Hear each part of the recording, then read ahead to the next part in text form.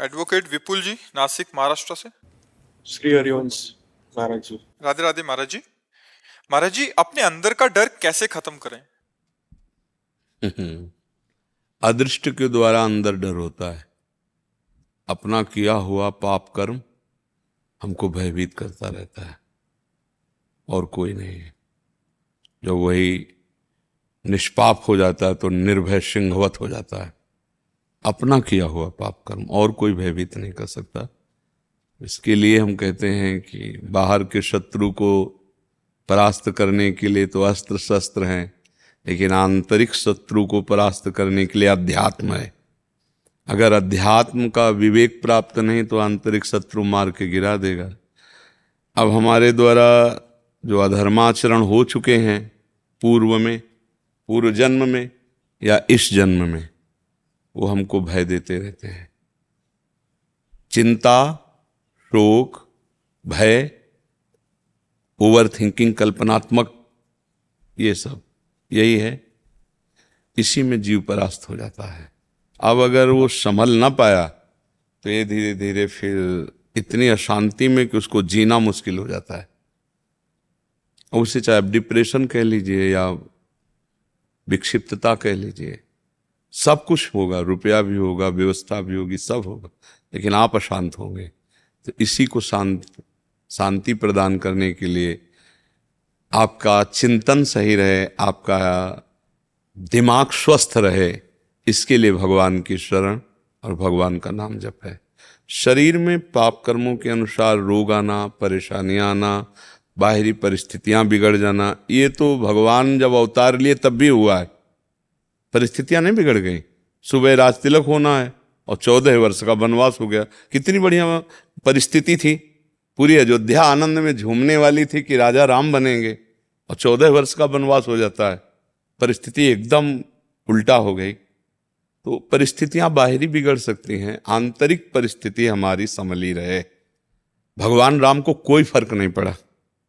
वो मुस्कुरा के प्रणाम करके 14 वर्ष वनवास के लिए चल दिए। क्यों? वो भगवान ये दिखा रहे हैं कि यदि आंतरिक परिस्थिति ठीक है, आंतरिक हमारा विचार ठीक है, तो हम अभी इसको संभालिए। अभी अवसर है, नाम जप कीजिए।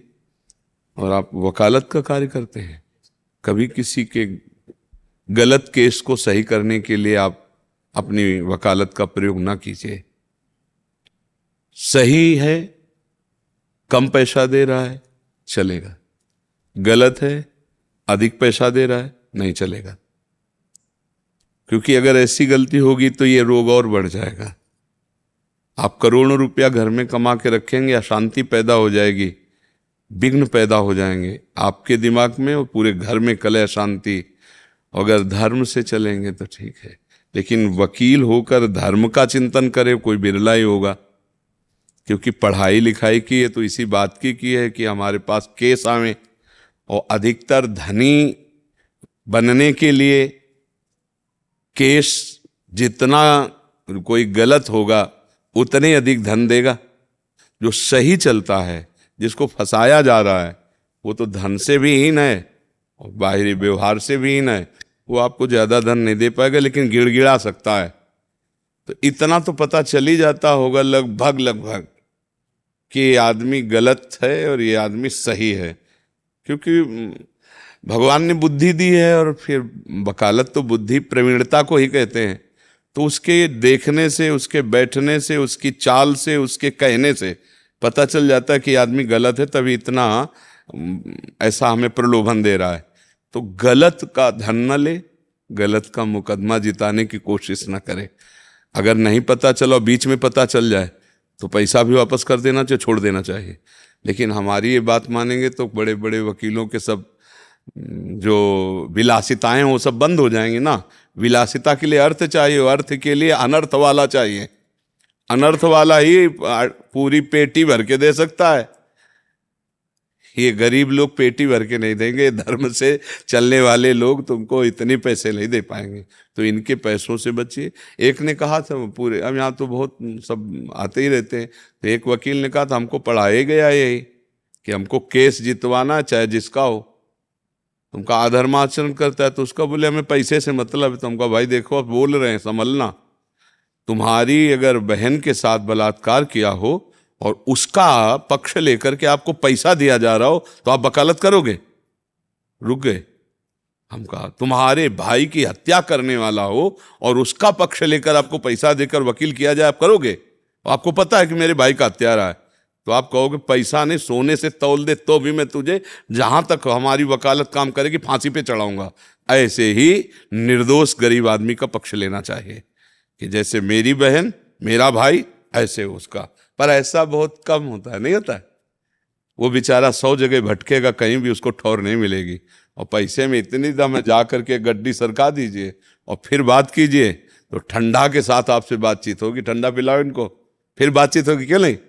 तो हमें लगता है ऐसी बातों से बचिए और पूर्व में जो गलतियां हो गई हैं उनके क्षमापण के लिए प्रायश्चित कीजिए, भगवान से प्रार्थना कीजिए, नाम जप कीजिए, आगे गलती ना कीजिए। ये भय अदृष्ट का होता है।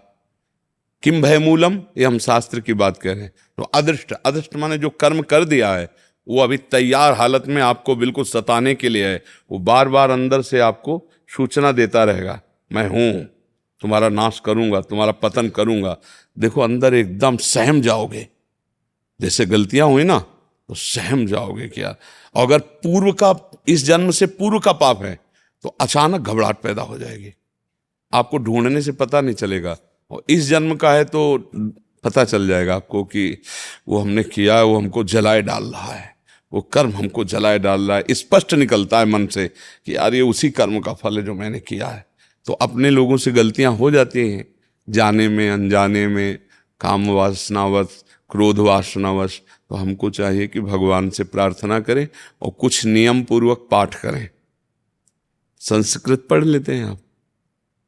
बिल्कुल नहीं। हिंदी तो पढ़ ही लेते हैं आप? हाँ, तो हिंदी पढ़ लेते हैं। तो जैसे भगवान के विष्णु शास्त्र नाम है तो नहीं पढ़ पाएंगे आप है? एक बार खरीद करके और आप अभ्यास कीजिए विष्णु शास्त्र नाम का, रोज एक बार पाठ। और श्रीमद् भागवत का एक अध्याय हिंदी से रोज, ज्यादा समय नहीं। और 10 मिनट कीर्तन, जो नाम प्रिय हो, राम हरि राधा, क्या नाम प्रिय है आप? हरि। तो बस हरिशरणम हरिशरणम हरिशरणम हरिशरणम, ये 10 मिनट कीर्तन कीजिएगा, ठीक है? और चलते फिरते उठते बैठते नाम जप करिएगा। दूसरों का सुख देने का भाव रखिएगा कि मैं दूसरों को सुख कैसे दे पाऊं। फिर कभी मिलिएगा तो बताइएगा अब कैसा है हालचाल आपका। पक्की औषधि है, रामबाण अचूक औषधि है। विष्णु शास्त्र नाम का नित्य पाठ, 1-2 अध्याय श्रीमद् भागवत का स्वाध्याय, 10 मिनट। इसीलिए 10 मिनट रखा है कि बहुत कार्य है। नाम संकीर्तन, और फिर दिन में एक बार किसी का परहित करने की सोचना। भाई कोई ऐसा कार्य तो मेरे द्वारा हो जिसमें मेरा कोई स्वार्थ न हो और मैं दूसरे के कार्य आ जाऊं, ऐसा कोई कार्य। कभी दिन में ऐसा विचार करें कि कोई एक कार्य मिल जाए 24 घंटे में एक बार, जो मैं किसी का ऐसा कार्य करूं जिसमें मेरा कोई स्वार्थ न हो और उसका मंगल हो। ये बहुत जल्दी आपको प्रसन्न कर देगा। देखो मन प्रसन्न है ना तो सब सुख है, और मन जल रहा है तो देखो आप पढ़े लिखे हो, वकील हो, पैसा है, सब कुछ है, लेकिन वो सुख मन प्रसन्न, और वो होता है परमात्मा से, वो होता है अच्छे कार्यों से, वो होता है भागवतिक कार्य। कई बार हम समझाए, एक बार आप सुंदर भोजन की थाली पाने जा रहे हो और एक भूखा आदमी आ जाए और उसे आप देख करके अपनी उठ के खड़े हो गए, आइए बैठ जाइए, पा लीजिए आप। और वो जब पाकर मुंह पोछे तो देखो आपको कैसा लगेगा। जीवन भर खाने से जो सुख नहीं मिलेगा, वो जब खा के ऐसे किस तो आपका हृदय शीतल होगा। वही शीतलता हमें सुख पहुंचाती है। परोपकार करने से अमोघ शीतलता आती है। और शरीर से दूसरे का जब हम सेवा हित करते हैं तो शरीर द्वारा किए हुए पाप नष्ट होते हैं, और मन से जब हम नाम जप करते हैं तो कई जन्मों के पाप नष्ट होते हैं। तो आप कीजिएगा ऐसा। आगे मंगल भवन भगवान है, मंगल ही करेंगे, क्योंकि मंगल न करना होता, आप सात्विक ना होते तो यहाँ आते ही नहीं। जो प्रभु ने अनुग्रह किया, जब द्रवहि दीन दयालु रागो तो साधु संगति पाइए। आप पर कृपा भगवान की है, अभी संभालिए, ठीक है। हाँ।